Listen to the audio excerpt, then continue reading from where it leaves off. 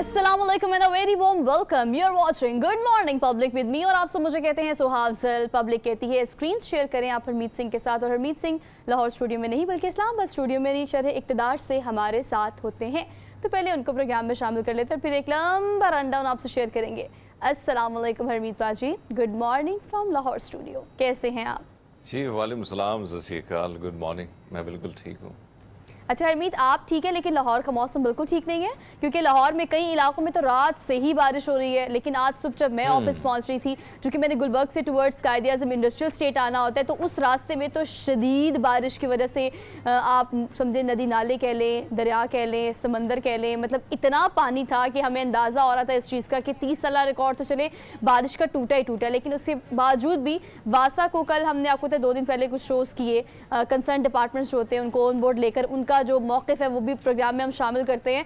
तमाम तर तैयारियों के बावजूद भी जब भी बारिश होती है, चाहे वो मिलीमीटर जितना 100 हो 200 हो, उसके बावजूद भी हर दफ़ा आवाम को यही सब कुछ फेस करना पड़ता है। तमाम यूनिवर्सिटी जाने वाले और तमाम जो जॉब पे जाने वाले लोग हैं, दफातर जाने वाले लोग हैं, वो ताख़ीर का शिकार हो रहे थे। मतलब लेट तो सभी थे, क्योंकि रोड पे एक तो ट्रैफिक जैम थी, दूसरा शदीद बारिश और शदीद पानी जो खड़ा था उसकी वजह से ट्रैफिक मूव कर ही नहीं रही थी। तो बारिश तो हो जाती है। वैसे बारिश की अगर बात की जाए तो कल से इस्लामाबाद में भी यही सिलसिला चल रहा है, लेकिन आपने पानी की बात की तो हाँ, यहाँ पे थोड़ा सा सिस्टम बेहतर है जिसकी वजह से पानी ठहरता नहीं है। लेकिन बात आपकी दुरुस्त है कि कल शाम को अचानक नहीं तकरीबन 3 बजे बारिश थी और 3 बजे धूप थी और बड़ी तेज बारिश थी। तो कहीं ना कहीं बड़े मजे की वो बारिश थी। और इसके साथ साथ मैं अगर बात करूं तो कल आज सुबह से भी बारिश का जो सिलसिला था वो हल्की फुल्की बारिश वो अभी भी चल रही है इस्लामाबाद और रावलपिंडी में। अभी थोड़ी देर पहले रुक गई थी, लेकिन वो सिलसिला जो है बारिश का चल रहा है। इसी तरह अगर हम बात करें सुहा मुख्तलिफ इलाकों के हवाले से, खासकर गिलगित बल्तिस्तान के हवाले से या स्कर्दू के इलाकों में आपने देखा होगा कि जिस तरह वहाँ पे स्लाइडिंग से बहुत ज़्यादा लोग जो हैं मुतासर भी हुए हैं, कई जाने भी गई हैं और रेस्क्यू का ऑपरेशन भी कई इलाकों में चलता रहा जो हमने देखा। और इसी तरह सवात शांगला के इलाकों में भी मुख्तलिफ इलाकों में स्लाइडिंग हुई है। ऐसे में अगर हम देखें तो हम बारहा ये बात करते हैं कि जब मानसून की बारिशें होती हैं तो कोशिश कीजिएगा, ये बरसाती नाले जब आते हैं तो कोशिश कीजिएगा कि इन इलाकों में जब भी आप जाते हैं, चाहे वो कश्मीर का इलाका हो, नीलम वैली का इलाका हो, दीगर इलाके ऐसे जहाँ पे स्लाइडिंग का बहुत ज़्यादा खतरा होता है, तो कहीं ना कहीं आप स्टक हो जाते हैं। चाहे वो कालाम मदियन की तरफ भी आपको जाना हो तो पहले इन सारी चीज़ों को देख लीजिएगा, फिर अगर आपने जाना है तो बड़ा आसानी बहुत सारी आसानियों बहुत मुश्किलात से आप बच भी जाते हैं। लेकिन बहरहाल बारिशों का जो सिलसिला है वो चलता रहेगा कुछ दिनों तक। और हरमीत आप बिल्कुल ठीक कह रहे हैं कि अगर आप फॉर द टाइम बीइंग अपने किसी प्लान को पोस्टपोन कर दें तो मेरे ख्याल से वो ज़्यादा बेहतर होगा कि थोड़े दिन बाद चले जाएंगे तो आपकी अपनी जान भी महफूज रहेगी और किसी भी ऐसी कुदरती और नागहानी आफत जो है उससे आप बच सकेंगे। क्योंकि अगर नॉर्दर्न एरियाज़ की बात की जाए तो वहाँ की पुलिस जैसे मरी पुलिस हो गई और उन साइड KP के पुलिस ने खासतौर पर इंस्ट्रक्शंस जारी किए हैं इस हवाले से कि किन इलाकों में लैंड स्लाइडिंग ज़्यादा होती है, आप वहाँ ना जाए, नो गो एरिया ही फिलहाल रखा गया है। लेकिन अभी जो हम आपको मनाजिर दिखा रहे हैं व्यूअर्स, ये मनाजिर हैं लाइव लाहौर के मेन स्ट्रीम एरियाज़ की, यानी पॉश इलाके जिन्हें कहते हैं ना, ये हम आपको वहाँ के मनाजिर दिखा रहे हैं। मतलब हाई राइज बिल्डिंग्स आप इर्द गिर्द देख रहे हैं, लेकिन उनके नीचे खड़ी हुई गाड़ियाँ आधी से ज़्यादा या उनके कम से कम टायर जो हैं वो पानी में डूबे हुए हैं। तो ऑल दो ऑफिस जाना है तो आप लेट हैं, आपने किसी कॉलेज यूनिवर्सिटी में जाना है तो आप लेट हैं। तो अभी लाहौर में तो बारिश हो जाए तो यू सपोज टू, मतलब ये ऐसी बारिश एक ऐसी चीज़ है जिसको आपको इंजॉय करना होता है हरमीत, आपका मूड बिला वजह अच्छा हो जाता है। लेकिन अगर ये सब कुछ हो जाए, ये सूरत हाल हो जाए, तो फिर बारिश को हम इंजॉय नहीं कर पाते। परसों जब हमने वासा के चेयरमैन को लिया था, हमने बहुत सारी चीजें ऐसी देखी हैं। आपको याद होगा कि यहाँ पे इस्लामाबाद के E11 में एक नाला है जहाँ से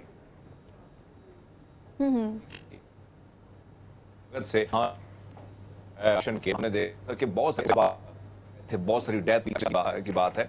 और इसी तरह हमने देखा कि गाड़ियों को बहुत नुकसान हुआ था, घरों को हुआ था। इस तरह अगर हम लाहौर की बात करते हैं, चाहे LDA की बात की जाए, बहुत सारे ऐसे इलाके होते हैं जहां पे पानी का गुजरना है लेकिन वहां पे कंस्ट्रक्शन हो जाती है। फिर पानी के लिए जो एक सिस्टम है जो हमने देखा है कि बहुत सारे शहरों में, लाहौर एक बहुत बड़ा शहर है, इस तरह कराची की बात की जाए, इस्लामाबाद की बात की जाए, तो इन बड़े शहरों के हवाले से एक प्लान होता है, उस प्लान के तहत अमल दरामद होता है। लेकिन अनफॉर्चुनेटली अगर हम देखें तो जब बारिश आती है और फिर जब ज्यादा बारिश आती है फिर ज्यादा पानी आता है तो फिर हम देखते हैं कि गाड़ियां भी डूब जाती हैं, कहीं ना कहीं हलाकतों के खदशे भी जाहिर किए जाते हैं। अब तो बच्चा बच्चा जानता है कि बारिश होती है तो पानी आता है, ज़्यादा बारिश होती है तो ज़्यादा पानी आता है। खैर अवाम इस वक्त परेशान है तो बहुत सा और कंसर्न डिपार्टमेंट्स हैं, they should active on this कि यस बारिश है और कई साल रिकॉर्ड भी टूटा, लेकिन उसके बावजूद भी एक्टिवली अगर पार्टिसिपेट किया जाए तो बर वक्त पानी और नकासी आपको यकीनी बना के जो है वो सूरत हाल को बेहतर किया जा सकता है।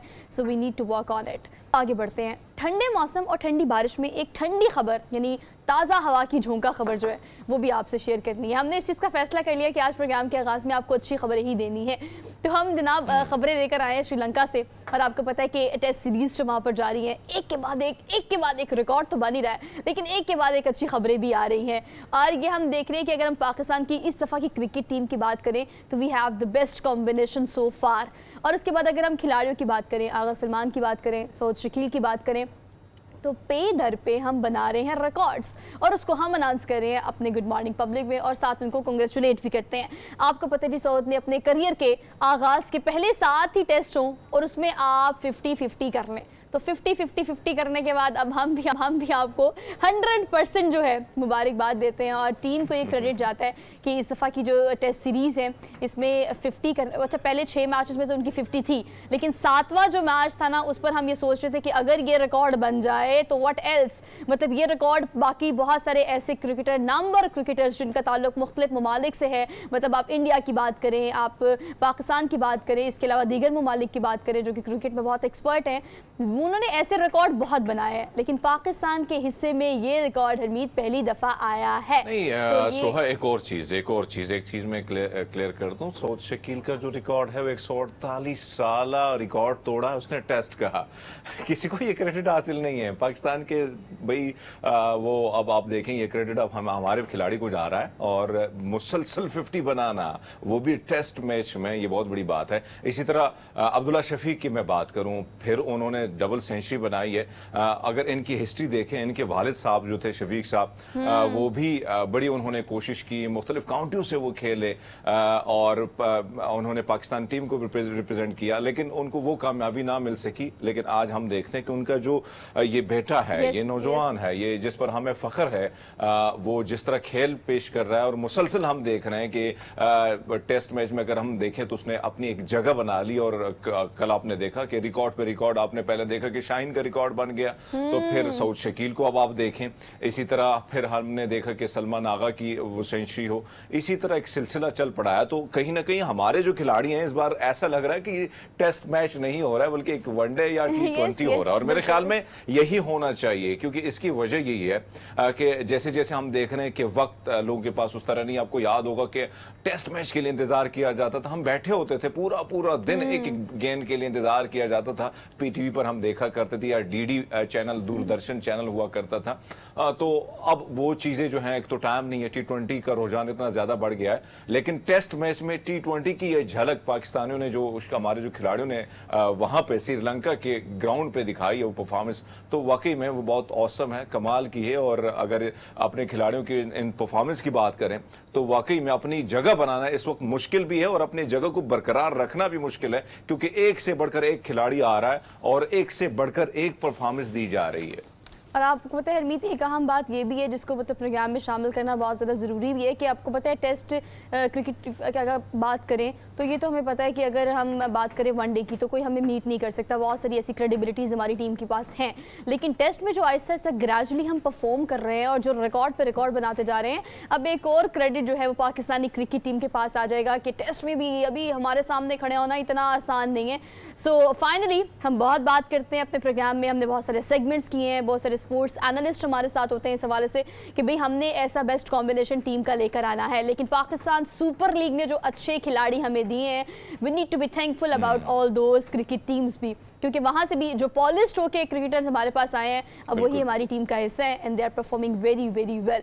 तो भी हमारी तरफ से पूरी क्रिकेट टीम को कांग्रेचुलेशंस और ऐसे खेलते रहे। और अभी ताज़ा तरीन अपडेट्स भी आपको देनी है जनाब। आपको पता है कि 410 यानी 410 की बढ़तरी के बाद अब ये जो इनिंग्स है उसको डिक्लेयर कर दिया गया है, मतलब फ्रेश हम आपको ये बता रहे हैं। तो सऊद शकील के बाद अब्दुल्ला शफीक की श्रीलंका के खिलाफ डबल सेंचुरी का भी आपको पता है, लेकिन अब जो है 410 की बढ़तरी जो है वो अभी तक हासिल है। अच्छा, वैसे अब सुहा तो अगर हम देखें श्रीलंका की जो ख्वाहिश थी, और वो ख्वाहिश कहीं ना कहीं अब हम देखें तो वो ख्वाहिश अब वो पूरी जिस तरह नहीं दिखाई दे रही हमें। एक तरफ तो रंजों का अंबार हमने लगा दिया, फिर अगर हम बॉलिंग की बात करें तो वहां से प्रभात जयसूर्या जो है कमाल के बॉलर हैं, कम कमाल नहीं के है, बॉलर हैं। yes, इसी true। तरह रोमेश डिसल्वा की मैं बात करूं तो उन्होंने भी बड़ी कमाल की पारी खेली है जहां भी हमने देखा है। लेकिन इस वक्त वो भी बड़े परेशान है क्योंकि जब वो सामना करते पाकिस्तानी बैट्समैन का तो उनकी जो धुलाई हो रही है वो कमाल की हो रही है। सो अभी ये जो सिचुएशन है कहीं ना कहीं, लेकिन बॉलिंग की मैं बात करूं तो यहां पे हमारे पास जो बॉलिंग अगर परफॉर्मेंस की बात की जाए तो आपने देखा कि परसों नसीम शाह ने जबरदस्त किस्म की विकेटें ली। इब्रार की मैं बात करूं 4 विकेटें उन्होंने इससे पहले ली। तो मुसलसल वो विकेटें लेने का, और फिर जो अगर हम बात करें श्रीलंकन बैट्समैन की तो कहीं ना कहीं वो भी हमें लड़खड़ाते नजर आते हैं। तो यही वजह है कि शुरुआत हमारी जबरदस्त किस्म से हुई है, और अब लग ऐसे रहा है कि जो परफॉर्मेंस है बैट्समैन की या बॉलिंग में या फिर हम फील्डिंग की बात करें तो हर जगह कहीं ना कहीं वो कोताहियां, वो कमियां जो थी वो अब पूरी हो रही है। और अब ऐसा लगता है कि श्रीलंका टीम जो है अब वो बड़ी मुश्किल में दिखाई दे रही है। बट ऑल दो मेजबानी श्रीलंका ने अच्छी की है हमारी, और आहिस्ता भी हमें चीज़ें रास आना शुरू हो गई हैं। तो अभी भी हम बड़े होपफुल है इस हवाले से कि ये हमें जो है वो फाइनल विक्ट्री जो मिलेगी उसके बाद बेस्ट कॉम्बिनेशन, बेस्ट रिकॉर्ड्स भी इस सीरीज़ के साथ हमें ज़रूर मिलेंगे। We are done with this segment. हमने एक क्विक सी ब्रेक लेनी है, ब्रेक के बाद हम वापस आएंगे। Just keep watching. Good morning public. Welcome back after the break. So basically आज के दिन की मुनासबत से, चूँकि हमारे प्रोग्राम में एक ये सेगमेंट भी होता है कि आज का दिन किससे मंसूब है, किस शख्सियत से मंसूब है, या पाकिस्तानी तारीख़ में कौन सा ऐसा अहम वाक़या है जो आज के दिन हुआ था। तो अगर हम बात करें पाकिस्तान का निशान हैदर, ये वो एज़ाज़ जो बहुत कम खुश नसीबों को नसीब होता है, और जिसके बारे में हम देखते हैं कि अगर जिन जिन लोगों को ये मिला वो आज भी वो शहदा हों या वो तमाम लोग हों जो पाकिस्तान के लिए अपनी खदमात सर अंजाम देते हैं। लेकिन पहला निशान हैदर, ये क्रेडिट जिसके सर जाता है वो है कैप्टन मोहम्मद सरवर शहीद, जिनका आज जो है वो योम शहादत मनाया जा रहा है। सेकेंड वर्ल्ड वॉर की बात करें तो बरतानिया की तरफ से आपको पता है कि वो लड़े, और इसके अलावा क़याम पाकिस्तान के बाद, यानी पाकिस्तान के मार्ज़ वजूद में आने के बाद उन्होंने पाकिस्तान की मुसल्लह अफ़वाज में शमूलियत इख्तियार की। और शहीद तो वो हैं, लेकिन सीने पर गोली लगने से वो शहीद हुए और उनको निशान हैदर जो है वो उससे नवाजा गया। आज उनको याद करने का दिन है, चूँकि हम शहीदों को हमेशा याद करते हैं, उनके ख़ानदानों को हमेशा याद करते हैं, उनकी क़ुरबानियों को हमेशा याद करते हैं। तो आज हरमीत उनका योम शहादत मनाया जा रहा है। वैसे सुहा अगर हम सेकेंड वर्ल्ड वार की बात करें ना तो जेलम का ये इलाका है, या रावलपिंडी का इस इलाके की बात करें तो मैं तो जेलम गया हूँ, इन इलाकों में भी गया हूँ जहाँ पे आपको शहीदों का की बहुत सारी आपको वहाँ पे कब्रें जो है वो नज़र आएंगी। और वहाँ पे हमने बहुत सारी चीज़ें ऐसी देखी हैं जो उनके साथ मंसूब हैं, और फिर हमने जब उनके बारे में पढ़ा भी है तो उसमें ये चीज़ अब जो बरतानिया और फिर सेकेंड वर्ल्ड वार की अगर बात की जाए तो उसमें उनके मुख्तलिफ अंदाज से उन्होंने जिस तरह बड़ी जुर्रत से, बड़ी बहादुरी से वो लड़े और फिर वो शहीद हुए। लेकिन अगर हम इनकी बात करें कैप्टन राजा मोहम्मद सरवर साहब की बात की जाए तो यकीन माने कि ये भी इसी रावलपिंडी के सपूत थे, गांव संघोरी से इनका ताल्लुक था।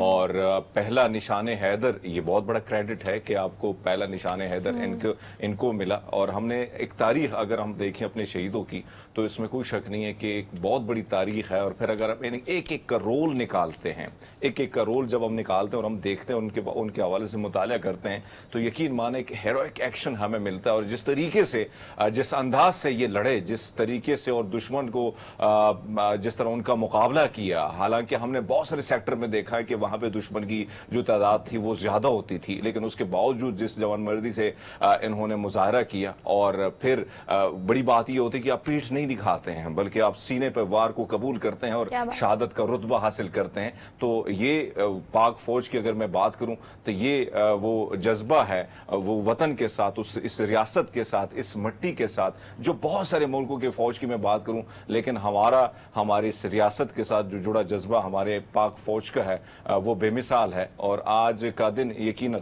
यादगार दिन है कि इन्हीं सपूतों की बदौलत, इन्हीं जवानों की बदौलत जिन्होंने शहादत का रुतबा पाया, लेकिन दुश्मन को यहाँ पे बढ़ने या उनके जो नापाक अज़ाइम थे उनको हमेशा के लिए नाकाम बनाया।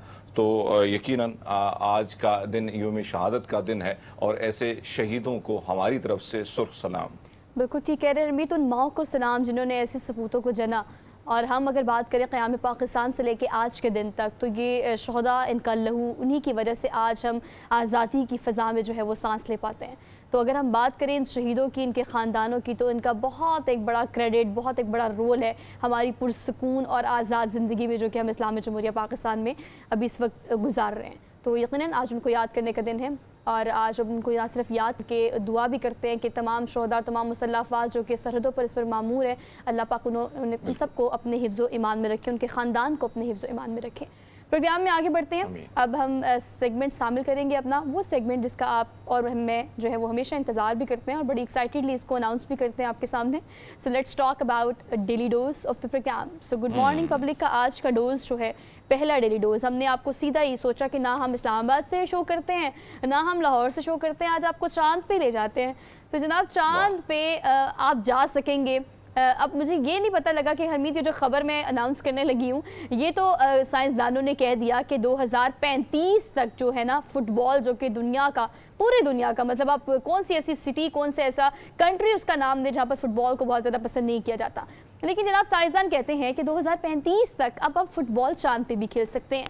अब बॉलर्स का तो उन्होंने जिक्र कर दिया, हरमीत शायकी ने फुटबॉल का जिक्र नहीं किया कि मतलब अगर आप इतने ज़्यादा शौक रखते हैं इस चीज़ का कि आपने फुटबॉल मैच देखना है, and people are die hard fan of football as well, मतलब पूरे ममालिक में अगर हम बात करें, पाकिस्तान में अब तो फुटबॉल के बहुत सारे दिलदादा लोग मौजूद हैं जो कि बहुत शौक से देखते हैं, जिन्हें मेसी, रोनाल्डो की लाइफ के बारे में बड़ा इंटरेस्ट है। लेकिन अब शायकीन का तो खैर जिक्र नहीं किया, लेकिन यहाँ पर जो है institution of engineering and technology के माहिरीन ने अब ये जनाब बताया है, एक पूरा सीन क्रिएट किया उन्होंने कि चांद पे आप फुटबॉल खेल सकेंगे। लेकिन जो टीम्स हैं उनके खिलाड़ियों की तादाद होगी 5, पहली बात। दूसरी बात, 10-10 मिनट के 4 क्वार्टर्स में ये फुटबॉल खेला जाएगा और हर एक क्वार्टर के बाद 20 मिनट की ब्रेक होगी। मतलब देखिए ना, पूरा सीन ही क्रिएट कर दिया। वैसे सोहा, अगर हम देखें, आपको याद होगा कि इस किस्म की मून से रिलेटेड फिल्में काफी मैंने देखी है और किताबें बहुत पढ़ते थे हम इसके हवाले से। और आपको याद होगा कि नासा के हवाले से जो एक मजमून आता था रिसाले में, तो उसको मैं बड़ा पढ़ता था। उसमें एक चीज आपको याद होगा कि 1959 में पहला मिशन गया रशिया का, फिर 1969 में जो अमेरिका का मिशन गया, लेकिन 1972 में अचानक एक मिशन जो है उसको रोका गया, यानी उस पर काम बंद किया गया कि और कहा गया इस हवाले से कि भाई खून पर कुछ भी नहीं है। लेकिन उसके हवाले से बड़ी अजीब अजीब फिल्में भी आई, बड़ी मजे मजे की सब्जेक्ट भी आए और हम भी हैरान थे कि हाँ, वहां पे ऐसे साइंसदानों का किन लोगों से उनकी मुलाकातें हुई, मुख्तलिफ आवाजें और मुख्तलिफ जो चीजें आती थी कि हाँ इस किस्म के लोग हैं, मुख्तलिफ किस्म के टावर हैं। लेकिन अब जो बात आई, अब आपने देखा कि अब हम देख रहे हैं कि पाकिस्तानी एक वकील ने एक प्लॉट भी लिया था पिछले साल चांद पर रहने के लिए, और इसी तरह एक और खातून ने हिंदुस्तान से लिया था। लेकिन अब अगर आप हॉकी, अब फुटबॉल की बात की जाए तो हाँ, इसमें कोई शक नहीं है कि चांद पर कोशिश की जा रही है कि वहां पे जिस किस्म के मादनियात हैं और जिस किस्म से खोज लगाई जा रही है, खासकर अब आपने देखा कि चंद्रयान-3 जो था हिंदुस्तान का, ये मिशन भी इसी खोज में गया है। इससे पहले 3 मिशन और गए, 2 मिशन और भी गए, बल्कि 3 गए, चाइना, रशिया और अमेरिका, अभी चौथा है जो हिंदुस्तान का है। तो बहुत सारी चीजें वहां पे हैं चांद के हवाले से, और कहा जा रहा है कि आने वाला दौर जो है वो चांद का, और खासकर मादनियात पे इंसानों की हमेशा नजर रही है।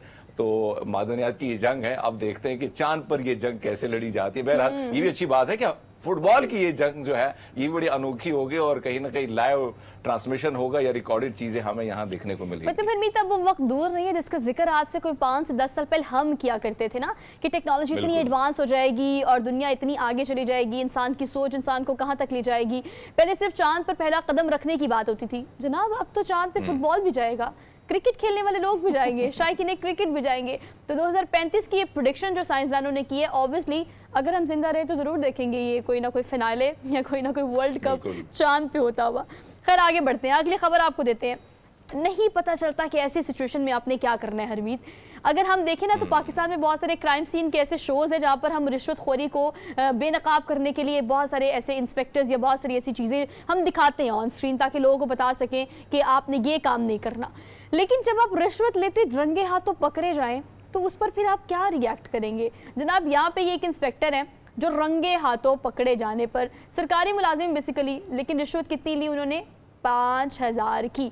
और वो इमीडिएटली उन्हें नहीं पता लगा क्या रिस्पॉन्ड करना है, उन्होंने फौरी तौर पर पैसे मुंह में निगल लिए और पेट में ले गए। और वो देखिए उस वक्त इर्द गिर्द के लोग हैरान है, लड़ रहे हैं कि तुम क्या कर रहे हो, ये करोगे तो तुम्हें नुकसान होगा। लेकिन जनाब उन्हें कुछ समझ नहीं आया, उन्होंने ले पैसे पकड़े और उसको खा लिया। हालत ख़राब हो गई, अस्पताल ले जाया गया, तो बाल बच गए खैर। लेकिन रिश्वत जो है ना उसका ताल्लुक डायरेक्ट जो है वो आपके पेट से ही होता है। तो उन्होंने कहा डायरेक्ट अच्छा, मुझे ना सोहा एक कहानी याद आ गई अपने मैट्रिक की, और हमारे साथ क्योंकि नौजवानी का दौर होता है, बहुत सारे ख्वाब होते हैं, बहुत सारी ख्वाहिश होती है, और कहीं ना कहीं आप हीरो जो रोल होता है वो निभाने की कोशिश भी करते हैं। तो हमारे एक नौजवान थे जिसको एक खातून ने, यानी नौजवान खातून ने उनको लेटर लिखा, और वो लेटर जो है जैसे टीचर की को पता चले कि भाई हाँ कोई तबादला हुआ है, तो उसी अशनाम में उसने क्या किया, वो लेटर जो है उसने खा लिया। निगल लिया भाई उस बंदे ने। तो कमाल कर दिया। मैं आज इनको देख के ये स्टोरी जो मैं देख रहा था मुझे वो सीन याद आ गया कि भाई टीचर के हाथे नहीं लगने दिया। सो ये बड़ी बात है कि पाजी ने सोचे कि क्यों ना वैसे तो पकड़ गया हूँ, और रिश्वत अगर जाती है तो बहुत सारे केस बेहतर है कि सबूत मिटा लेता हूँ, लेकिन हालत वाकई में गैर तो होनी है। अच्छा, मरता क्या ना करता, मैं खाता क्या ना करता, यही इनका हाल है। इर्द गिर्द पुलिस भी खड़ी हुई है, पूरा अमला भी खड़ा हुआ है, लेकिन उन्हें कुछ समझ नहीं आया। उन्होंने कहा ये रिश्वत खानी है तो पैसे खा लूं, इससे बेहतर है। तो खैर ये खबर काफ़ी वायरल हुई है, वीडियो भी काफ़ी वायरल हुई है। सो आई थॉट कि आप लोगों से भी शेयर की जाए। आगे बढ़ते हैं। हमने आपको अब वो मकामात दिखाने हैं जहाँ पर आप इसे, मुझे ऐसा लगता है कि आप इसे ड्रीम डेस्टिनेशन भी कह सकते हैं। मतलब दुनिया के चंद दूर दराज के ऐसे मकामात की कुछ पिक्चर्स हैं जो कि हम आपको दिखाने लगे हैं। मतलब अगर आप बात करें नॉर्दर्न एरियाज़ की, तो हरमीत अगेन खूबसूरत तरीन इलाके हैं हमारे पास, ऐसे अनटच एरियाज़ के। जब आप नॉर्दर्न एरियाज़ वाली साइड पे ट्रेवल करते हो तो दूर पहाड़ पे आपको चोटी पे एक खूबसूरत सा घर नज़र आता है, और उसको आप देख के हैरान होते हैं कि लोग यहाँ रहते कैसे होंगे, यहाँ जाते कैसे होंगे, ट्रैवल कैसे करते होंगे, यहाँ पे ज़रूरियात ज़िंदगी की तमाम चीज़ों को किस तरह ले जाया जाता होगा। लेकिन ज़िंदगी वहाँ भी बसती है और ख़ूबसूरत तरीके से बसती है। अभी दुनिया के चंद ऐसे मकामात हैं हरमीत जो कि एक तो दूर दराज हैं, ऊपर से हाइट पे भी हैं। अब लुक एट दिस हाउस कि ये कहाँ पे बना हुआ है और कितना खूबसूरत बना हुआ है और कितना पुराना बना हुआ है। और ये जो आप देखिए सेकंड पिक्चर जो हम आपको दिखा रहे हैं, ये तो एक तो हाइट पे और ऊपर से एक ही स्टोन है जिसके ऊपर आपको एक घर नज़र आ रहा है। अब ये पत्थरों के अंदर एक घर है, ये समंदर की आपको पता है बिल्कुल जजीरा बना हुआ है, और उसके बिल्कुल ऊपर आपको एक घर नज़र आ रहा है। अब इसको आप लाइट हाउस भी कह सकते हैं। मतलब मुझे तो ये लाइट हाउस ही लग रहा है, बिकॉज पीछे इतना खूबसूरत मंजर है, पहाड़ है और दरख्त है, और बादल भी देखिए पहाड़ों के ऊपर ही मंडला रहे हैं, और नीचे समंदर है और ऊपर एक छोटा वैसे शौक की बात है अगर हम बात करें, लेकिन फिर कहीं ना कहीं मजबूरी की भी बात है। अगर हम गिलगित बल्तिस्तान की बात करते हैं, हाँ, या हम अपने इलाकों की बात करते हैं, वैसे मैं तो जहाँ पे अलेक्जेंडर का आखिरी क़याम था और वहाँ पे उनका पेट खराब हो गया था, लगभग कुछ ऐसी चीजें उनको दी गई थी, तो वहां पे उन्होंने स्टे किया क्योंकि वो जगह ठंडी थी। तो वहां से 8000 फीट बुलंदी पर हमारे कुछ दोस्तों ने मिलकर हमने गेस्ट हाउस बनाया था, और वो जंगलों के बीच में बिल्कुल अकेला गेस्ट हाउस, बड़े मजे का। वहां पे हम रहते थे, शिकार करने के लिए जाते थे उन्हीं जंगलों में। तो इसी तरह बहुत से इलाके आपने जो बात की, सवात या शांगलाइन, टॉप पर आपको बड़े खूबसूरत खूबसूरत घर दिखेंगे, लेकिन अब सर्वाइव करना मुश्किल, चीजें लेके जाना,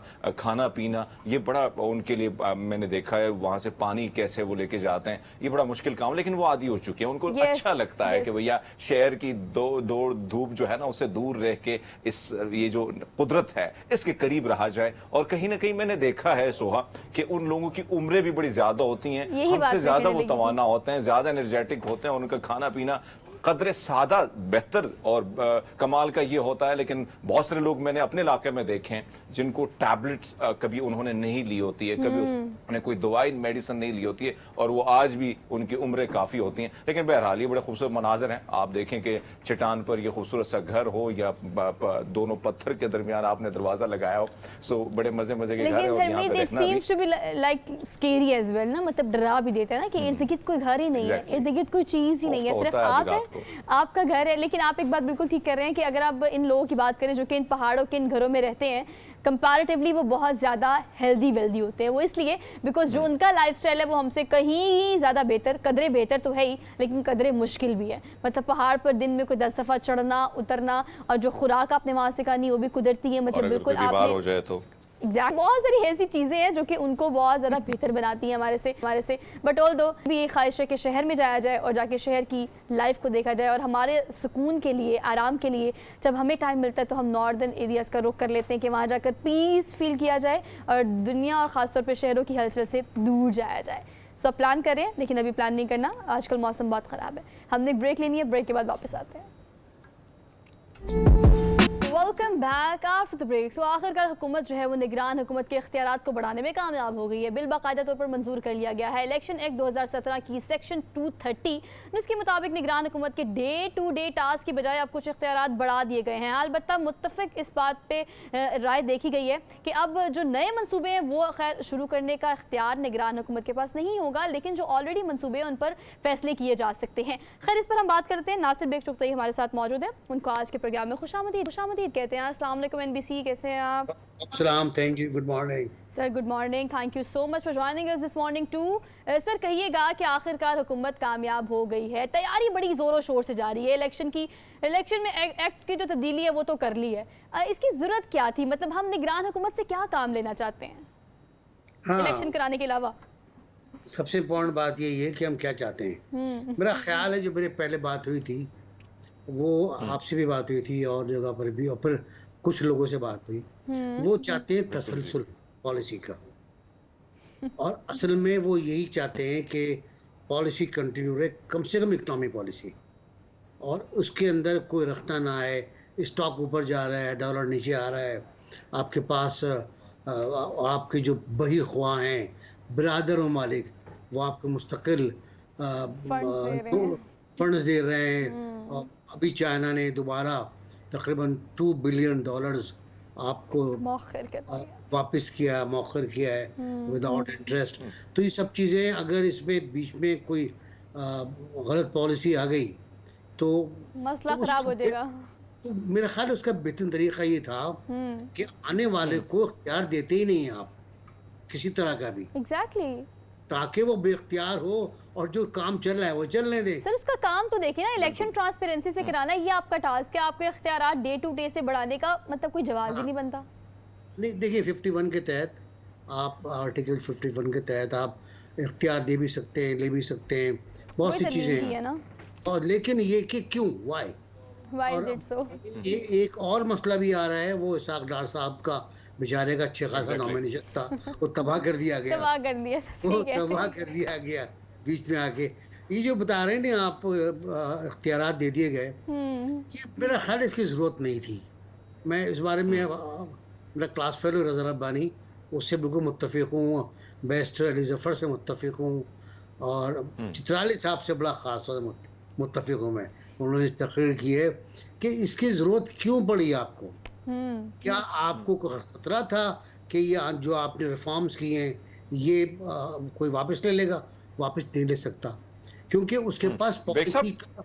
जी बेग साहब, एक और चीज जो इसहाक डार साहब के हवाले से अगर हम बात करें, एक तरफ तो इसहाक डार साहब के जितने भी इंटरव्यू आए हैं उसमें वो बड़े खुश भी नजर आते हैं, और जब वज़ीर-ए-आज़म की बात आती है तो कहते हैं कि पार्टी का डिसीजन है।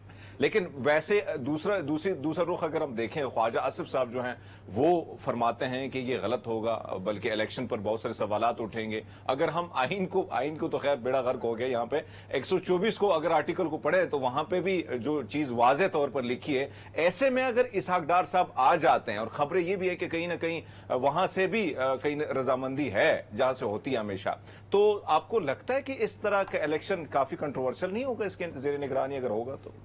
देखिए, वो हुए बगैर कंट्रोवर्शियल हो गया है, असल बात ये है। वो हुए बगैर कंट्रोवर्शियल हो गया। मुझे तरस आता है सरदार पर। 200 रुपए का डॉलर करने आए थे और कहाँ पहुंच गए बेचारे, कि अब लोग उनको कह रहे हैं ये हमारा उम्मीदवार नहीं है।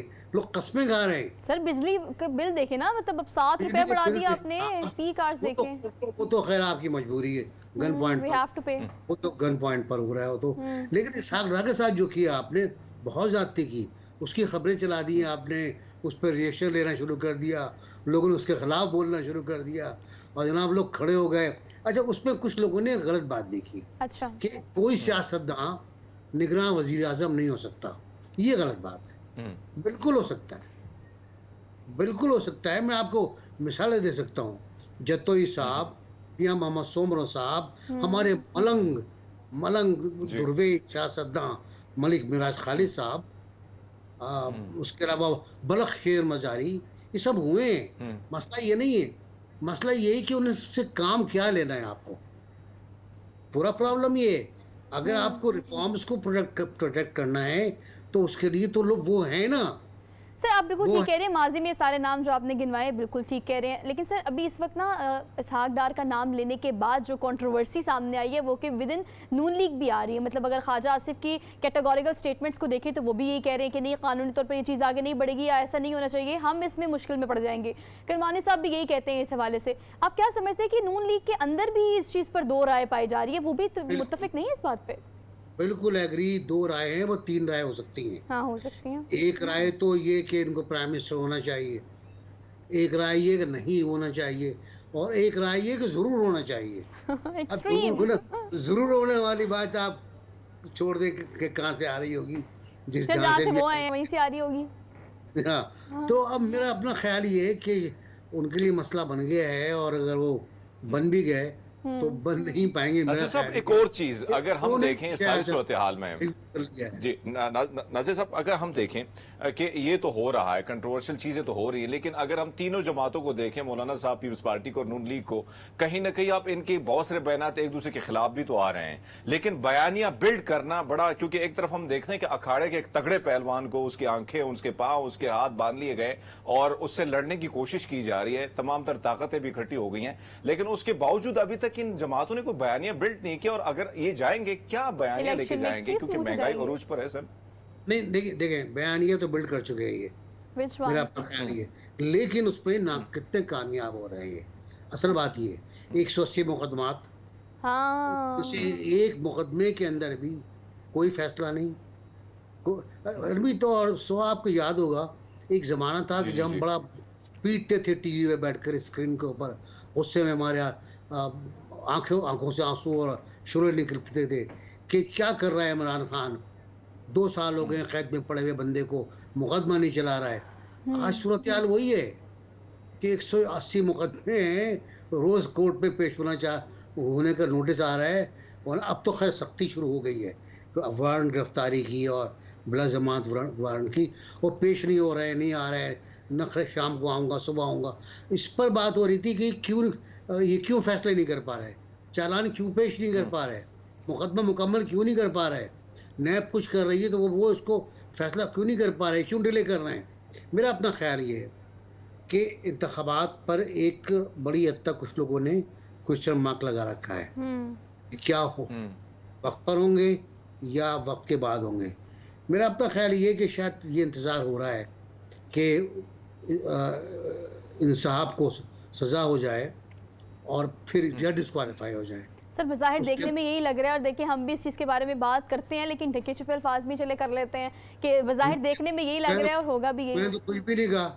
नहीं सर, मैंने भी कुछ नहीं कहा, हरमीत ने भी कुछ नहीं कहा सर, हम तो बरी जिम्मा आ जाते हैं। अच्छा sir, who else you see, आपको क्या लगता है कि अगर इसहाक डार के नाम को एक्सक्लूड कर दे फॉर द टाइम बिंग, आपके सोर्सेज क्या कहते हैं, किसको कंसिडरेशन में लेके आया जा रहा है, कौन होगा? देखिए बात सुनिए, मैंने आपसे बात की थी, मुझे याद है बहुत अच्छी तरह। जो लास्ट ईयर जून से पहले एक साहब लैंड हुए थे कराची एयरपोर्ट पर, उनका नाम था अब्दुल हफीज शेख, और उस वक्त ये प्रपोजल गया था कि जनाब हम जून में बजट पेश करके असेंबली तोड़ देते हैं, आप खामोश बैठे, इंतखाबात में हिस्सा ले लें आप। ठीक, बेस्ट प्रपोजल था। अच्छा। जो उन साहब ने मुस्तरद कर दिया, कहा नहीं मैं धरना दूंगा, और उसके बाद कहा कि मेरी शर्त ये है कि आप असेंबली तोड़ें परसों इनके बाद, और फलां साहब को बनाएं आर्मी चीफ। तो वहाँ बात टूट गई। फिर और भी खबरें आई कि 4 बार ऐसी ऑफर गई थी, 4 बार मुस्तरद कर दी। मेरे ख्याल कोई फाल वाल निकाली उन्होंने शायद उसके बाद कि डेट सही है या नहीं है, तो वो भी मसला था। तो अब जो सूरत हाल है वो इसलिए ज़्यादा ख़तरनाक है, मुझे लग रही है कि अभी तक पीडीएम, नॉट पीपल्स पार्टी, एक जुमला मैं बात बताऊंगा, मुझे याद दिलाएगा, पीपल्स पार्टी पीडीएम, वो अभी तक इस बात पर यकसू नहीं है कि क्या करना बिल्कुल नहीं है, बिल्कुल नहीं है, क्या करना है, क्या करना चाहिए। और आइन के साथ जो आपने जुमला कहा ना, उसका बड़ा गलत कर दिया गया, वाकई बड़ा गलत कर दिया गया इनका, ये दुरुस्त है। उसको आप मोम की नाक बना दिया आपने। या ठीक है, आप बिल ले आए पार्लियामेंट के अंदर, मुझे कोई इतराज़ नहीं, पार्लियामेंट का पूरा इख्तियार है। वो कुछ लोग कहते हैं पार्लियामेंट नहीं, मैं कहता हूँ पार्लियामेंट है, जब तक कोरम है इसका, जब तक इसमें अराकीन है, मतलूबा तादाद में पार्लियामेंट है, वरना असम्बली उसको सब इस सारी सिचुएशन में अगर हम देखें जो चीजें हो रही हैं, यानी इलेक्शन एक्ट में तरमीम करना, इसाक डार साहब का नाम आना, सारी चीजों को अगर हम देखें, क्या आपको लगता है कि ये सेटअप जो है निगरान, ये बड़ा तगड़ा आने वाला और ये बड़े लॉन्ग टर्म के लिए आएगा सर? हाँ, हो सकता है, कुछ भी हो सकता है। मैंने जो आपको नाम बताया वो बहुत तगड़ा नाम है, अब्दुल हफीज शेख वाला। डॉक्टर शमशाद अख्तर भी हैं, डॉक्टर अशफाक भी हैं। जो आपने जिक्र किया, कुछ मुलाकातें जो हुई थी तो उसका नतीजा अब निकल आ रहा है सर। हाँ वो है, और उसके बाद वो उनको बुलाया गया था ताकि वो चार्ज ले लें, और वो खैर मामला ख़त्म हो गया। अब फिर वो इस्लामाबाद में। लेकिन खैर sir, thank you so much. आपकी प्रेडिक्शन जो है वो और इस क्लिप में ऐसी की ऐसी है। खैर इसको भी हो सकता है कि आने वाले दिनों में हम ज़रूर डिस्कस करें। So we are done with this segment. हमने क्विक ब्रेक लेनी है। आप देखते रहिए प्रोग्राम जिसे हम कहते हैं good morning public. Welcome back after the break. So basically we are in the second hour of the show, और आजकल खेल के मैदान से जो अच्छी अच्छी खबरें आ रही हैं वो ना सिर्फ हमें इनकरेज कर रही है, बल्कि हम देखते हैं कि पाकिस्तान की जो स्पोर्ट्स फील्ड है उसमें ना सिर्फ मर्द बल्कि ख़वातीन भी बड़ी तादाद में अब ग्रेजुअली आगे बढ़कर आ रही हैं और पाकिस्तान को पूरी दुनिया में बड़े बेहतरीन अंदाज में रिप्रेजेंट कर रही हैं। आप पंजाब गेम्स की बात करें, आप नेशनल गेम्स की बात करें, अब आपको बड़ी तादाद में ऐसी एंथुजियास्टिक गर्ल्स और लड़कियाँ नज़र आती हैं जो कि हमें बताती हैं कि आप घर में हैं और अगर कुछ सोच रहे हैं और गेम्स में आने का सिर्फ प्लान कर रहे हैं तो प्लान ना करें, जस्ट गो फॉर इट। और इस तरह की सोशल मीडिया पे बहुत सारी वायरल खबरें गोल्ड और सिल्वर मेडल के साथ आप देखते रहते होंगे, लेकिन हमारा टारगेट ये होता है गुड मॉर्निंग पब्लिक की टीम का कि फौरी तौर पर उनको अपने सेट पे बुलाया जाए और आप लोगों से मुलाकात कराई जाए और उनकी सक्सेस स्टोरी और स्ट्रगल उसको डिस्कस किया जाए कि आप सिर्फ एक पिक्चर देखते हैं जो कि उनकी सक्सेस की होती है, उसके पीछे एक लंबी दास्तान होती है। तो वो शेयर करने के लिए आज हमने अपने स्टूडियोज में बुलाया है। नेशनल गेम्स को विन किया एज ए सिल्वर मेडल और इनको सुनैना मुसव्विर कहते हैं। आपको आज के प्रोग्राम में वेलकम कहते हैं। अस्सलाम वालेकुम सुनैना। वालेकुम कैसी हैं? मैं ठीक ठाक, आप सुनाएं। Thank you so much for being here, good to see you. एक और क्रेडिट भी सुनैना के पास है, पंजाब की ये फास्टेस्ट वुमेन भी हैं, Yes. तो ये क्रेडिट भी आपके पास है। कमाल है। यस, और भी बहुत सारी चीज़ें। अच्छा, जो एक लंबी लाइन आप गोल्ड और सिल्वर मेडल किन के आगे देख रहे हैं ना, अभी ये मिनिमम है। मुझे बता रही थी कि ये सिर्फ 1 साल का है, बाकी सारे घर पड़े हुए हैं। लेकिन जनाब फैमिली में एक चीज़ इस तरह की हो, कोई अगर स्पोर्ट्स फील्ड में आ जाए तो फिर बहनें भी आपस में एक दूसरे को फॉलो करती हैं। ऑल दो बाई के लोग तो बहुत करते हैं, तो जो हमारे साथ हैं सानिया, इन्होंने भी ये चीज़ फॉलो की। सानिया मुसव्विर इन्हें कहते हैं। नेशनल पंजाब की जो गेम्स है उनमें गोल्ड मेडल इन्होंने जीता, जो कि इन्होंने पहना भी हुआ है, तो अपने घर में इस चीज़ को कैरी किया हुआ है दोनों ने। तो आपको भी आज के प्रोग्राम में वेलकम कहते हैं। अस्सलाम वालेकुम सानिया। वालेकुम कैसी हैं? मैं ठीक, अल्हम्दुलिल्लाह। Thank you so much for being here, good to see you. Sunaina, आपसे शुरू कर लेते हैं। एक तो आप दोनों का नाम भी बड़ा सिमिलर है, सुनैना और सानिया। Yes. अब चीज़ें भी सिमिलर है, जी। गेम्स में भी आप लोग इकट्ठे पार्टिसिपेट करते हो, but I want to ask how you guys started, मतलब कब से आप लोगों ने शुरू किया? मेरा जो स्टार्ट था वो स्कूल लेवल से ही था। मैं 6th क्लास में थी। Okay. 6th क्लास में मैंने स्टार्ट किया था। मैं मतलब कोचिंग उस तरह की नहीं थी, ट्रेनर उस तरह का नहीं था, लेकिन यह कि मेरे बाबा ने कोचिंग स्टार्ट की। अच्छा, अब्बा ने की? जी, उन्होंने ठीक है। कोचिंग स्टार्ट की। तो फिर ये है कि तहसील लेवल पे हमारे कंपटीशन होते गए, डिस्ट्रिक्ट लेवल पे कंपटीशन होते गए। ओके। तो बीच में 1 साल का जो वो गैप आ गया कि स्किप हो गया, उसमें गेम्स नहीं हुई। आई थिंक कोई इश्यूज चल रहे थे, तो उसमें गेम्स नहीं हुई, तो वो साल जो हमारा स्किप हो गया। ओके। तो मुझे जो है वो शुरू से ही गेम का बहुत शौक था, और जिस साल वो गेम स्किप होगी कि नहीं हो रही, साल नहीं हो रही, नेक्स्ट ईयर्स होंगी, तो मैं तो बड़ी वो होती थी कि नहीं इस साल क्यों नहीं हो रही गेम्स, ये होनी चाहिए थी। क्रेविंग होती है आपको क्रेविंग जब आप होती है, करते हो ना हाँ। इस तरह का तो काम। वो एक आदी हो गए थे ना कि हर साल हो रही थी और साल और नहीं करनी हुई, ही करनी है। करनी ही करनी है। तो ऐसा होता था कि जब बोला गया कि नहीं इस साल नहीं हुए, तो फिर जाहिर सी बात है टीचर्स जो है फिर वो कहते हैं नहीं इस साल आप स्टडी पे कॉन्सेंट्रेट करो, आप इस साल पढ़ो, फिर आगे नेक्स्ट जो है जो ईयर आएगा उसमें हम पार्टिसिपेट करेंगे इंशाल्लाह। तो ये था कि बस एक क्रेविंग थी कि क्यों नहीं हो रही, अभी हो जाए। फिर ये कि जैसे गेम स्टार्ट हुई तो फिर मैंने बोला अब चांस है ना आगे निकलने का, भी गेम स्टार्ट हो गई है। तो फिर मैंने 9th क्लास में जब मैंने दोबारा से स्टार्ट किया 9th क्लास में, 9th क्लास में मैं जब स्टार्ट किया तो फिर उसमें यह है कि तहसील लेवल पे कंपटीशन हुए, वो मैंने विन किए। डिस्ट्रिक्ट लेवल पे कंपटीशन हुए, वो विन किए। उसके बाद मैं कॉलेज लेवल पे चली गई। कॉलेज लेवल पे जब गई तो मेरे बाबा को जो है पता चला जब मैंने डिस्ट्रिक्ट लेवल विन किया। तो उन्होंने वो पहले मतलब बस माइंड में था कि बस जा रही है, खेल रही है और खेल के बस आ रही है, इतना ज़्यादा फोकस नहीं था, कुछ और भी कराया जा सकता है। हाँ जी, क्योंकि वो खुद कबड्डी के प्लेयर थे ना, उनका फोकस नहीं था एथलेटिक्स देखिए ये पे। चीज़ एक्चुअली मैं पूछना भी यही चाहती थी कि फैमिली में हरमीत इस चीज़ को आप कैरी ऑन करते हैं, जेनेटिकली ट्रांसफर होती है माँ बाप से बच्चों में ये चीज़ें ना, लेकिन आपने जिस तरीके से इसको कैरी किया, फिर अब अगर नेशनल गेम्स की बात करें उसमें सिल्वर मेडल लेना। अच्छा, आप बड़ी हैं या सानिया बड़ी है? मैं बड़ी हूँ। इसके मतलब मुझे अब ये सवाल मेरा बिल्कुल वैलिड हो जाएगा सानिया से। अब बहन से इंस्पायर हुई हैं या फिर घर में अब्बा के उस इन्फ्लुएंस की वजह से कि नहीं गेम्स में बच्चों ने जाने ही जाना है, किस चीज़ ने आपको कन्विंस किया टू कम इन गेम्स? इसी ने किया, अच्छी से इसी यही ने करती है। अच्छा इसने 6th क्लास से स्टार्ट किया था और फिर मुझे आस्ता आस्ता शौक होता कि मैंने 9th क्लास से स्टार्ट कर लिया था। अच्छा, और उसके बाद अब आगे जो जर्नी कैरी ऑन है, ग्रेजुअली माशाल्लाह you guys are doing really great, इकट्ठे मिलके बहुत अच्छा कर रहे हो। अब आगे इस हवाले से क्या प्लान है कि क्या क्या करना है? बहुत कुछ करना है आगे, तो अभी तो स्टार्ट किया है, अभी तो कुछ हुआ ही नहीं। अच्छा। आगे ओलंपिक तक इंशाल्लाह जाएंगे। अच्छा, वैसे सोहा एक और चीज़ जो हमने देखी है, खासकर बच्चों को अगर हम देखें, इनकी उम्र इतनी है भी नहीं, हाँ। और बहुत सारे खवातीन एथलीट्स जब हमारे शो में आती है तो हमने एक चीज़ देखी है, क्योंकि माओ का ख्याल होता है कि पुत्र ना हाथ पीले कर, ना शादी क्या कर ले, बर्तन मांज ले, लेकिन कहीं ना कहीं हमें अगर स्टैंड लेता हुआ कोई नजर आता है तो वो बाबा ही नजर आता है। अब इनको देखें तो भाई कहीं ना कहीं पापा जो है स्टैंड लिया कि नहीं पुत्र तुम लोगों ने कुछ करना है। अच्छा, सानिया भी बैठी है, सुनैना, सोनिया भी बैठी है, सोनिया है ना, तो आपसे जानना चाहूंगा कि, हाँ सुनैना, आपसे जानना चाहूंगा कि ये जो छोटी है ना सानिया, क्या इसको बाबा तो कहीं ना कहीं आपको डांटेंगे, आप इसको डांटती रहती कि पुत्र ऐसे नहीं, ऐसे कर, ऐसे कर, हाँ, और गाइड करती हो इसका रिस्पॉन्स proper। कैसा होता है? डांट तो है पड़ती है इसको काफी वो तो ज्यादा, रोज ही पड़ती वो रहती है। रोज ही पड़ती रहती है। उससे चपेट तो नहीं polish पड़ती होना है ना? आपने। ये इसका ये है ना कि कब कब थक जाती है ट्रेनिंग के बाद ना, पहले ट्रेनिंग करने बड़े शौक से जाती है जी, मैंने करनी है आज ट्रेनिंग, Full energy फुल के साथ, एनर्जी और के फिर एकदम साथ। down। और जब जो हमारे कोच है माशाल्लाह से,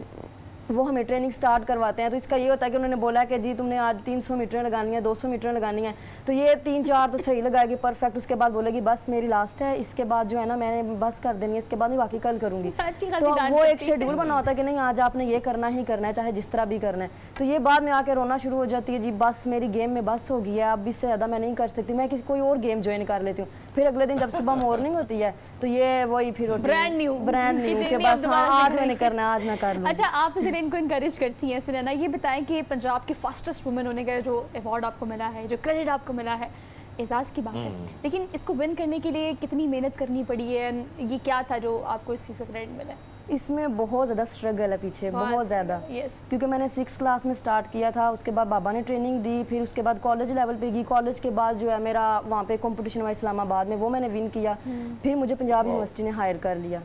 तो जब पंजाब यूनिवर्सिटी में आ गई, उन्होंने एक अच्छा कोच दिया, एक अच्छा मतलब ट्रेनर दिया, खुद भी वो बहुत अच्छे हैं, मेरे साथ बहुत ज़्यादा कोऑपरेटिव हैं। उन्होंने हॉस्टल दिया मुझे कि आप यहाँ पे रहें, बाकायदा हमारे कैंप लगाए गए, कैंप के बाद मेरा फर्स्ट जो है कॉम्पिटिशन था पंजाब गेम्स। ऐसा कह लें कि 2-3 साल तक जो है बस मैं ब्राउन्ज होती रही, गोल्ड नहीं था, तो मुझे बड़ी विश थी कि मैंने इस बार गोल्ड होना है इंशाल्लाह। तो मैंने 1.5 साल मेहनत की, मैं घर नहीं गई, अपने यूनिवर्सिटी में ही रही, उधर ही ट्रेनिंग करती रही। फिर उसके बाद जो है जैसे पंजाब गेम्स आई, तो पंजाब गेम्स में ये था कि कंपटीशन भी था, ये नहीं कि कंपटीशन नहीं था, काफ़ी जो है बोर्ड्स डिवीजन्स आए होते हैं।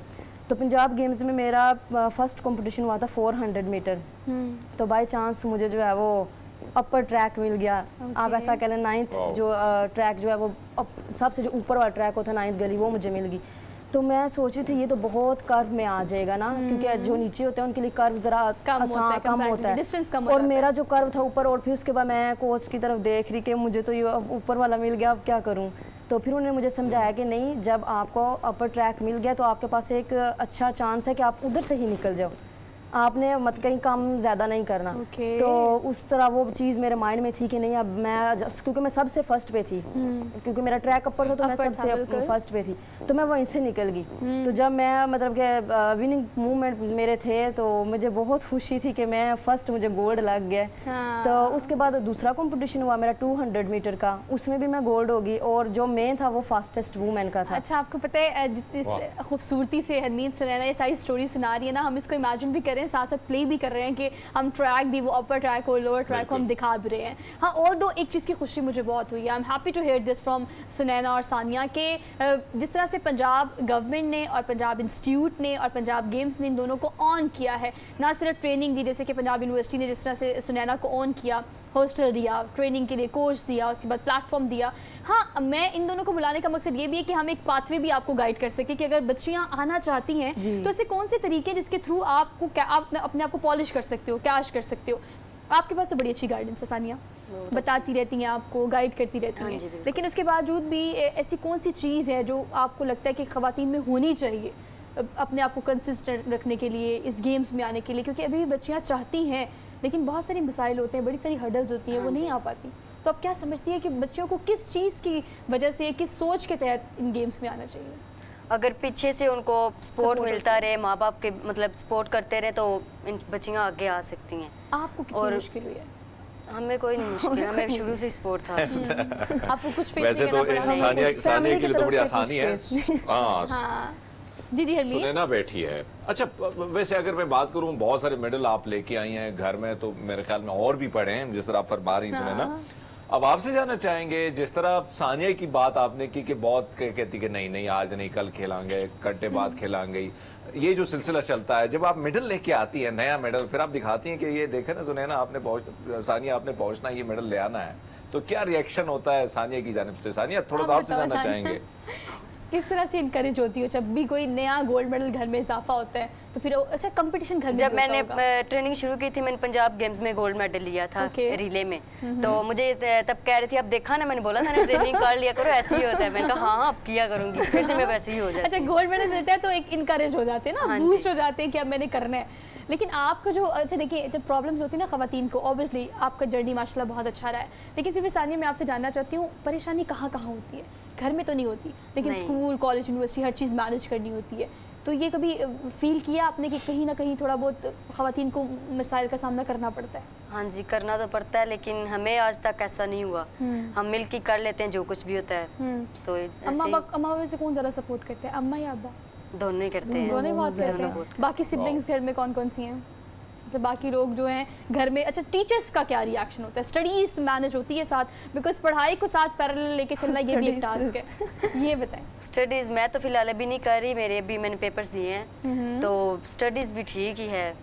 स्टडी में मुझे तो मेरे जो टीचर्स हैं ना, इसका ये है कि ये थोड़ी सी मतलब स्टडी में डिसेंट है, ये अपने आप को कवर करती है। और मेरा ये था, मेरा फुल फोकस जो है ना वो गेम पे था। मुझे टीचर्स ने ग्राउंड से लेकर जाना कि सुनैना प्लीज़ आप ये अटेंड कर लें, ये वाला कर लें, आगे पेपर्स आ रहे हैं। और मैं फिर आगे अगले दिन फिर ग्राउंड में, इसको ये था ये अपने जो है वो सारी क्लासेस अटेंड करके जो है ना फिर देती थी टाइम, क्योंकि इसका जो है ना पहले फोकस नहीं था इस पे।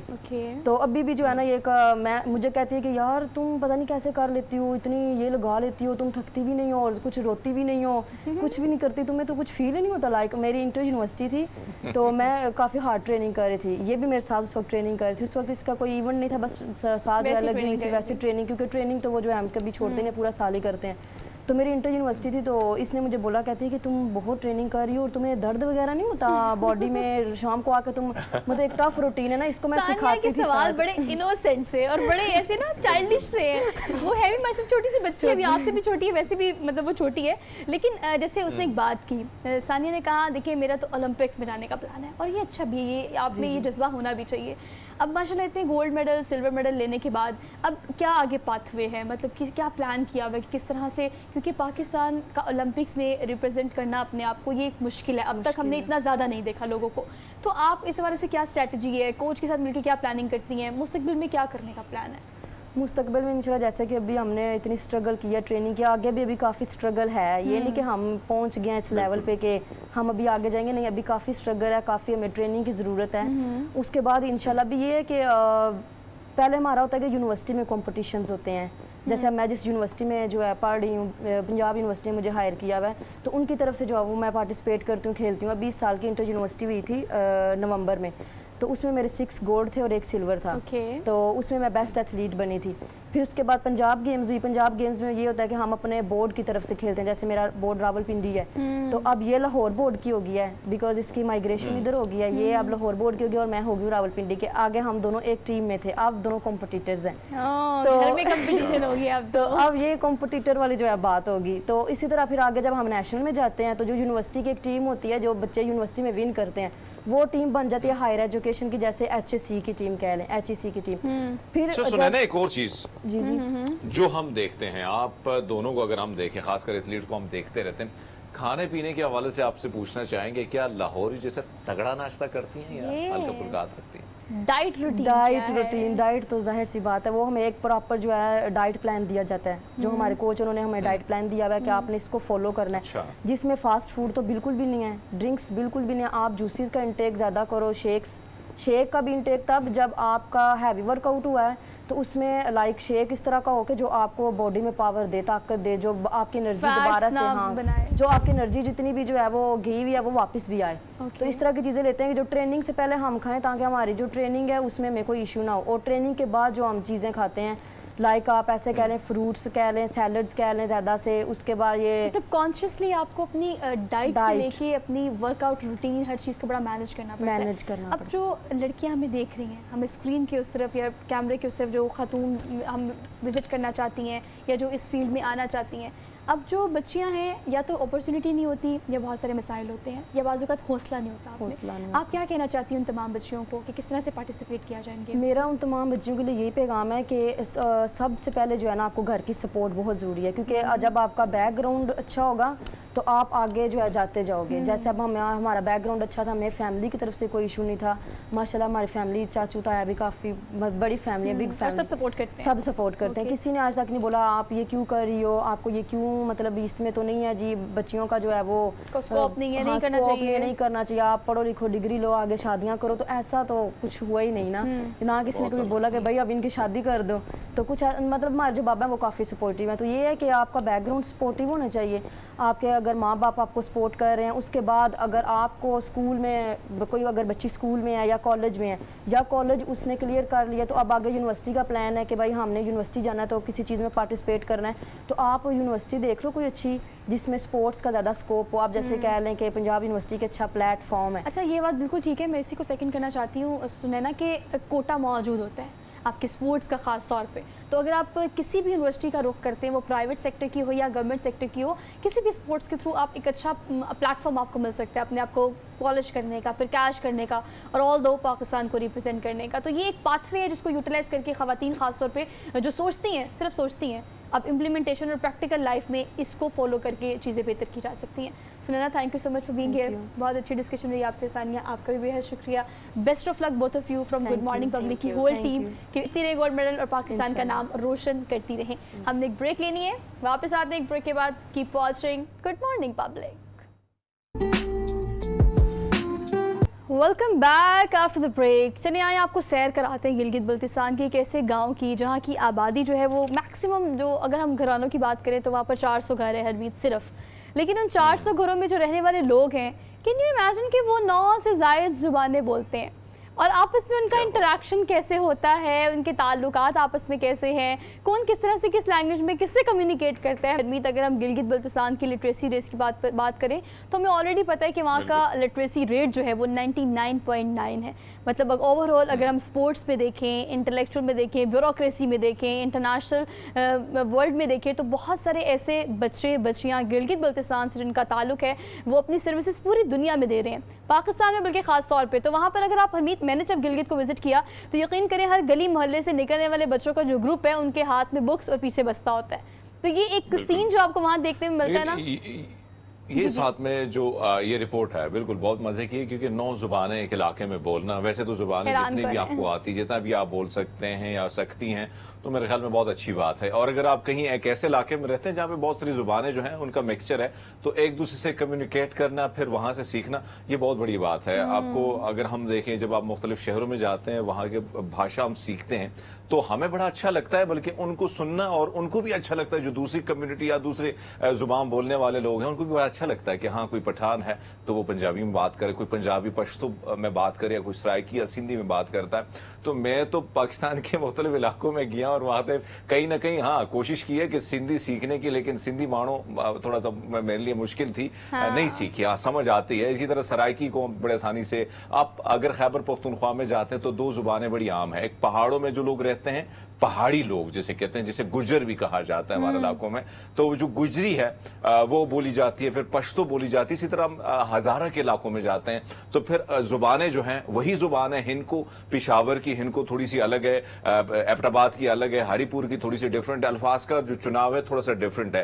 आप आगे बढ़ती हैं, जाती हैं या जाते हैं छतर प्लेन की तरफ, तो छतर प्लेन की जुबान जो है वो थोड़ी सी पहाड़ी टच उसमें आता है। तो इन सारी जुबानों की बड़ी खूबसूरती है जब आप और दूसरी बात वही कि जब इन इलाकों में खासकर गिलगित बल्तिस्तान की जब भी हम बात करते हैं एक तो बड़े खूबसूरत लोग हैं, नीली इनकी आंखें होती है, गोरा इनका रंग Yes, होता है, yes. फिर बड़े फुर्तीले ये होते हैं। स्पोर्ट्स के हवाले से अगर मैं बात करूं या आज अगर मैं देखूं तो दुनिया की बड़ी बड़ी यूनिवर्सिटीज़ में मैंने देखा है कि वहाँ की ख़वातीन जो है, जो हमारे इस फील्ड में भी हमारे साथ ही आज वो वहाँ से कोई PhD स्कॉलर बन रही हैं, तो कोई मुख्तलिफ इदारों में काम करें। तो ये बड़ी बात है कि ऐसा इलाका जहाँ पे आज भी इंटरनेट नहीं है, जहाँ आज भी बिजली का मसला है, जहाँ पे रोड्स आज भी नहीं है, लेकिन उसके बावजूद अगर हम देखें कि उन लोगों ने एक चीज तय की है कि भैया हमने करना है तो वो है पढ़ाई, और पढ़ाई पे ध्यान दिया तो आज वो कहाँ नहीं पहुंचे। शरह ख्वानदगी की मैं बात कर रही हूँ कि 99.9, और इसके अलावा हम बात करें तो ये इलाका जिसको हमने रिपोर्ट किया है ऑब्वियसली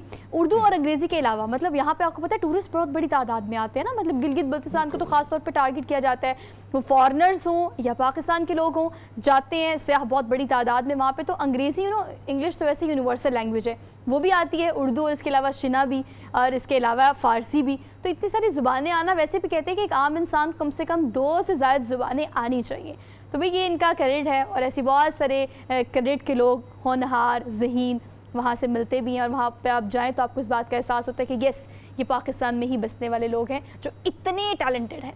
सो हमने एक ब्रेक लेनी है, ब्रेक के बाद वापस आते हैं।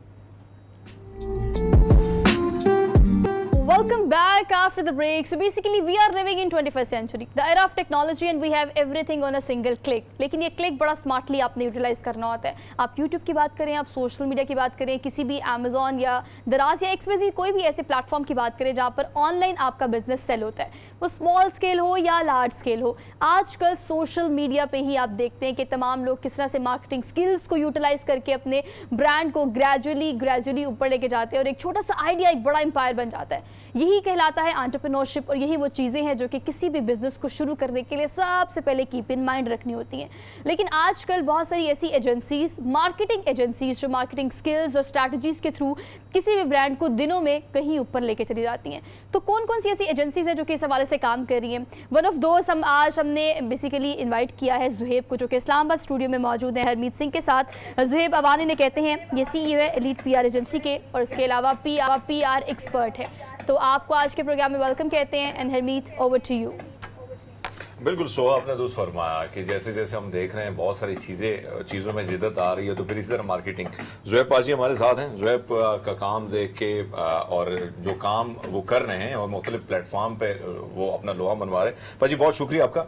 आपसे जानना चाहेंगे कि अगर हम डिजिटल मार्केटिंग की बात, एक वक्त था कि फिजिकली अपेयरेंस लाजमी होती थी, वही कोट शोट टाई शाई पहन के वही कम्युनिकेशन जो है उसको बड़ा ठीक करके जाना होता था, चीज़ों को प्रेजेंट करना होता था।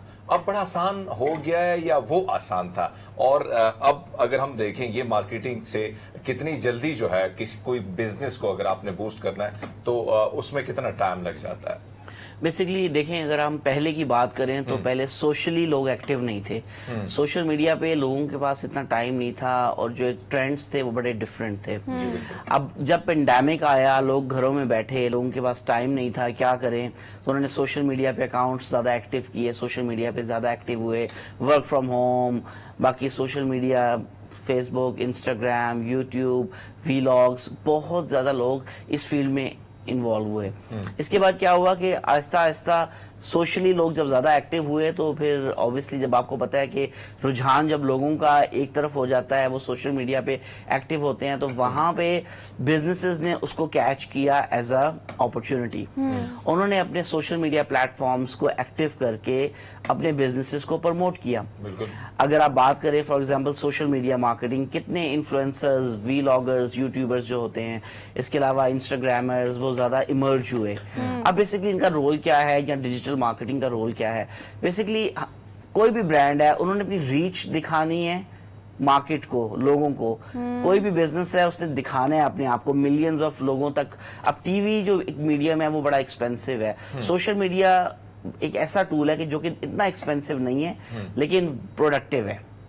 अगर basically this is the difference. अगर मैं आप अच्छा, अच्छा तो ज़ुहैब, बस मैं एक आपसे तो ये ये- पूछना चाहती हूँ कि अगर आप प्रोडक्टिविटी की बात कर रहे हैं, let's talk about some realistic approach ना, क्योंकि देखिए सोशल मीडिया है, ब्लॉगर्स, इन्फ्लुएंसर और सोशल मीडिया एक्टिविस्ट बड़ा अच्छा काम कर रहे हैं, इसमें कोई दो राय नहीं है। लेकिन पिछले 5 और 10 सालों में ना social media marketing as a profession बाहर आई है। बहुत सारे लोग थॉरली सिर्फ इससे कमा रहे हैं।